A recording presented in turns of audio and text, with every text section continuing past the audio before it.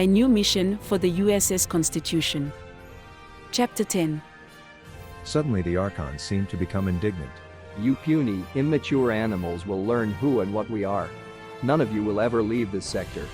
We shall set the green clouds to ensure that if you attempt to move, your ships will suffer the same fate as those we used to lure you here. The massive Archon ship blinked out of existence and the 9 ships were completely surrounded by green clouds. David turned to Larry. Number 1. Talk to the other captains about any research any one of us has done to defeat the Green Menace. Feed anything they can offer to Admiral Sims and her team to get us out of here and back home. Tall, ship-wide, please, came the request of the captain. Now hear this. This is the captain. The Archons have surrounded us and the other ships with the Green Menace, telling us that we will never leave this sector.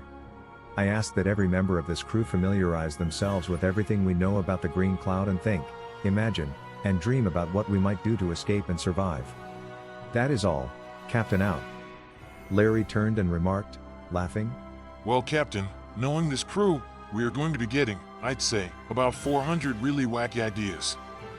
And we are going to have to listen to every one of them. The entire bridge crew turned to see David's reaction, but what they saw was a huge grin on the face of their captain. Don't I know it? This is going to be fun. How long do you think it will be before we start having to listen to our crewmen? Larry replied. Oh, about 30 seconds. And right on cue, Lieutenant Commander Spivey entered the bridge. Captain, may I speak with you? David waved her into his ready room, a huge grin still on his face. Come into my parlor, said the spider to the fly. Commander, talk to me. She answered. Captain, how confined are we? Thinking, he replied, I don't know. Maybe we need to find out. Good question, Patty. He took her hand and thanked her. Anything else on your mind? She replied. No, sir. David called Larry. Number 1. We need to find out how confined we are. Let's try moving toward that star system ahead and see what might happen. Larry nodded. Aye, aye, sir. Helm, hank that star system ahead. Helm, SL-10. Initiate. The ship began to move slowly toward the star system, and the green cloud moved ahead of the ship, staying the same distance from the ship as it had been before. Helm, push it to SL-25. Larry ordered. The cloud increased its speed to match that of the ship. Larry waited about 10 minutes. Helm, UL-1. Still the cloud continued to maintain a matching speed. Larry turned to David. What do you want us to do when we reach that system, sir? David replied, standard exploration protocol. We survey the system. After we survey this system, we see how far the cloud will allow us to go. Number 1, tell the other ship's captains what we are doing. Let's see how thin we can stretch the cloud, while doing some exploring while we are in it. And we need to provide the other ships with the parameters of the T- mineral. I have a feeling we are going to need it. As Larry began to talk with the other captains, David began to hear intelligible words from the computer.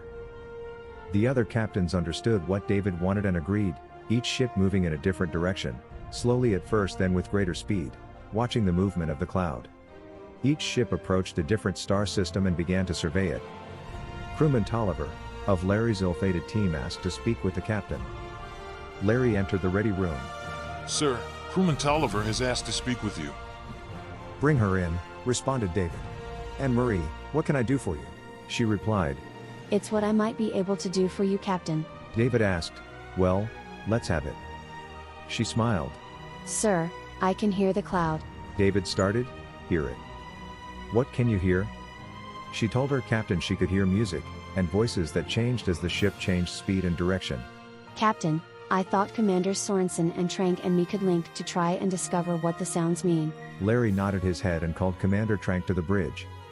The 3 left the bridge to see what they could find out. The planetary surveys continued, and the interchange about the threat from the Archons. The 9 captains collaborated on sharing star charts and other information in order to combat the common threat. Commanders Sorensen, Trank, and Crewman Tolliver joined minds and listened to the cloud. After a while, Larry asked to speak to the captain. Sir, we need a telepath. David replied, tall, ship-wide, please. Now hear this. This is the captain. We need a telepath. Any member of this crew that believes they have telepathic skills or abilities, report to the first officer as soon as possible. That is all. Captain out. After 2 hours, Larry had 2 candidates, Lieutenant T. Sun and Crewman Winters. Lieutenant T. Sun was a Hephaestus, and Crewman Winters had been enhanced by her contact with the cloud. The two joined forces with Commanders Sorensen, Trank, and Crewman Tolliver to try and communicate with the cloud. What transpired was this. The group heard the cloud through Crewman Tolliver. Commander Sorensen understood what the sounds Crewman Tolliver heard as speech. What was being said was a lament for the sentient life forms that the cloud had been forced to destroy. Larry spoke in the language of the cloud, and Lieutenant T. Sun and Crewman Winters attempted to project Larry's words to the cloud. Your lament is commendable, but why did you destroy those living beings? The answer was terrible. The Archons have surrounded our home planet.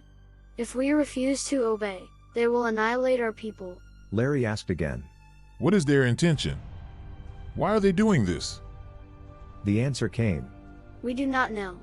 But they are not the benevolent race they try to project. Perhaps it is to enslave all the peoples of the galaxy. Larry asked, again.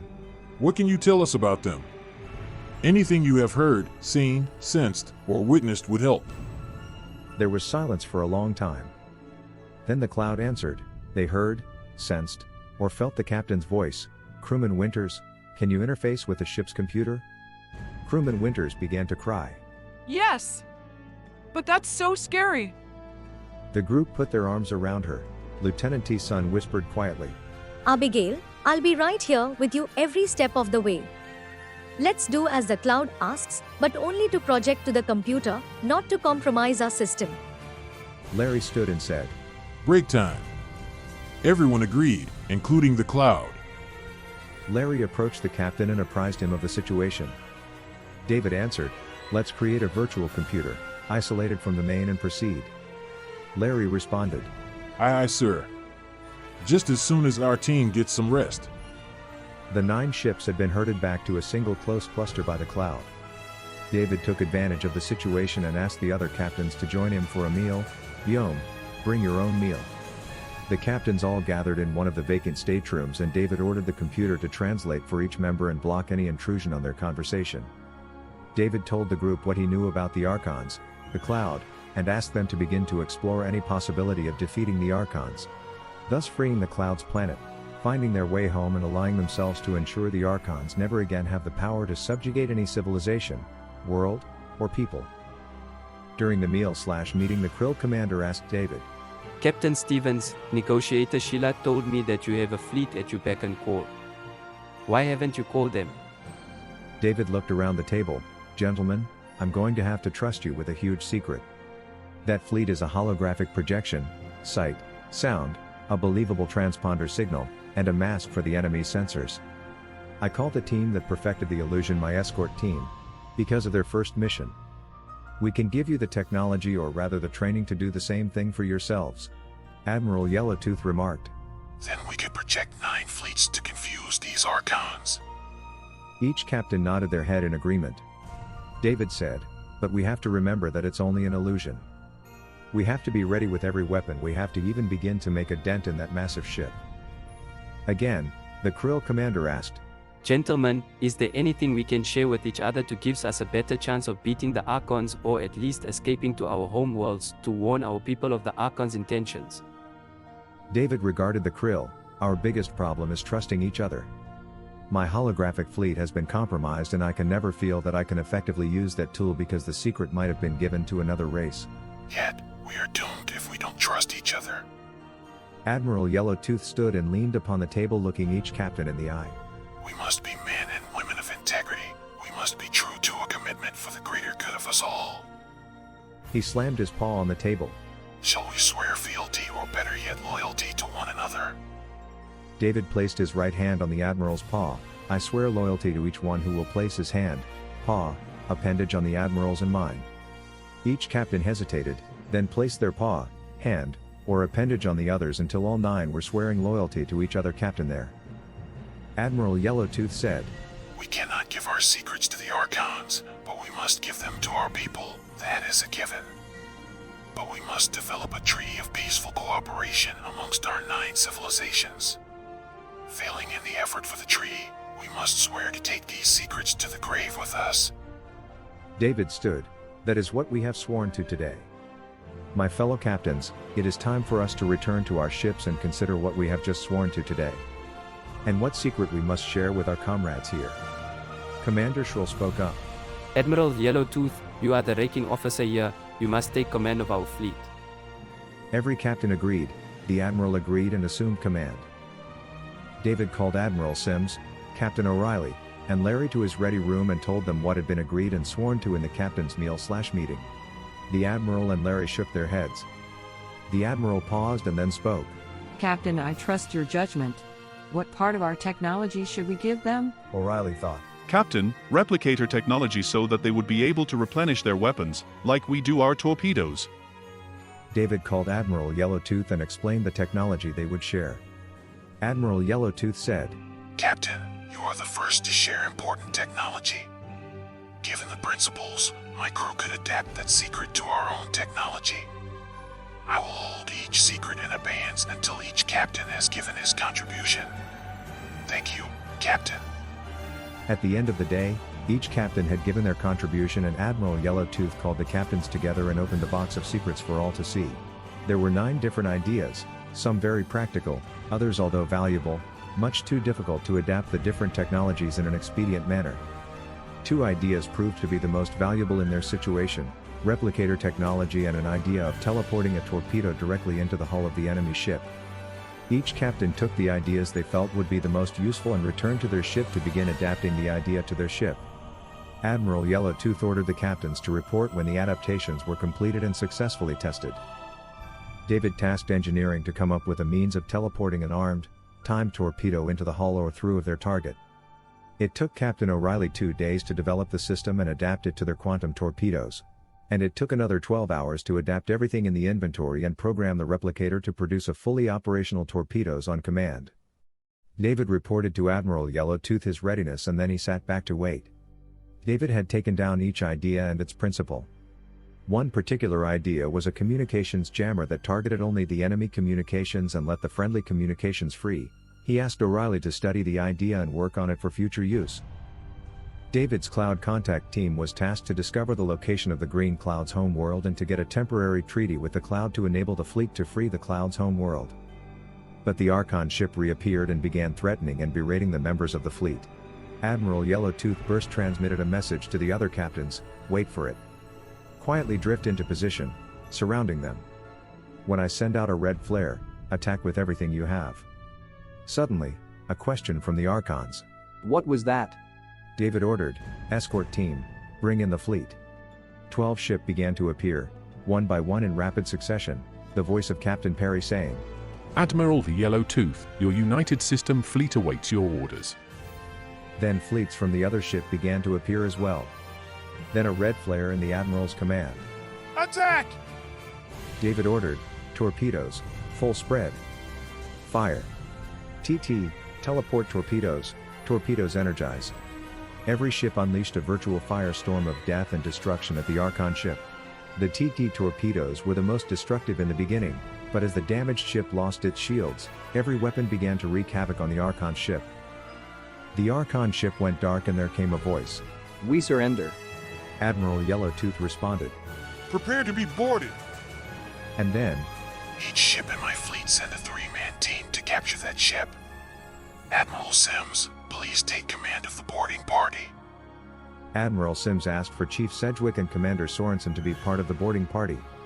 As the various members of the boarding party arrived, Admiral Sims ordered. Watch these treacherous dogs. Shoot first and ask questions later. She ordered that the ship to be searched from bow to stern. She ordered that all Archons be captured and sent to the fleet's various ships' brig. There were many dead, they were brought to a central location on the Archon ship. The captain of the Archon ship was taken to face Admiral Yellowtooth. The Archon boasted to the Admiral. You have done well. You have done exactly what we wanted all along. The Admiral regarded the Archon. You lying piece of... We did what we had to. You and your civilization are going to pay dearly for the lives you have destroyed. Turning to his first officer. Take this thing to the brig. Then to the fleet. Destroy that ship. David responded to the Admiral, let's just send that monstrosity into that sun. The Admiral replied. So be it. Captain Stevens, do it. To which David responded, "Aye aye sir." David stood on the bridge and watched as the Archon ship drifted into the sun and exploded. "Admiral, mission accomplished." Admiral Yellowtooth ordered the fleet to stand down, lick their wounds, restock, and rest for 3 days before the next mission of freeing the Cloud's home world. On each ship there were celebrations, awards, and promotions for the crewmen that distinguished themselves during the battle and on the boarding party. David reported to Admiral Halloran and reported the actions of every crewman. The Admiral personally made each appropriate awards. And at the very end of the awards ceremony, he called Admiral Sims to the front of the room. "Vice Admiral Susan Sims, as of this moment, you are promoted to Admiral, and awarded the Legion of Merit."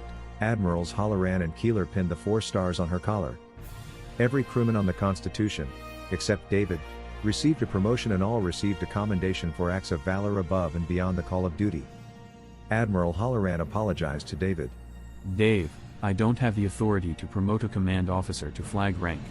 Admiral Sims was well within the time for advancement by the Navy. I will ask Admiral Maravich about an out-of-zone promotion for you." The Constitution now had 7 crewmen that were captains. Each one swore loyalty to David and each determined to wear their commander's stripes until the ship arrived home.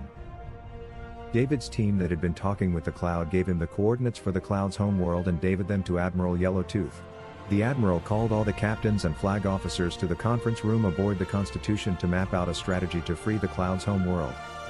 David's team reported that the Cloud had given them information concerning the deployment of the Archons around its home world. The Archons had 3 of the massive ships permanently assigned to guard that world. The group brainstormed for 3 days, 12 hours a day, until they developed a plan of attack they felt would achieve their objective. Admiral Yellowtooth assigned the ships to groups of 3 and a commander for each group.